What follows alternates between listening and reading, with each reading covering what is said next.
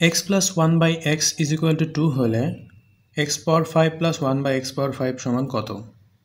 তো এটি বের করার জন্য দেখুন দেওয়া আছে x plus 1 by x is equal to 2।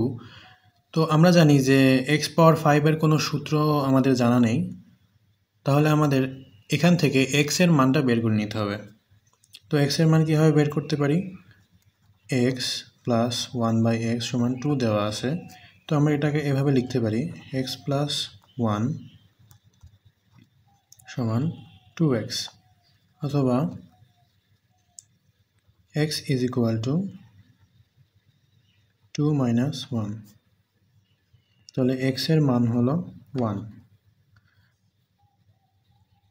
তাহলে x5 plus 1 by x5 সমান হবে 1 power 5 1 power 5।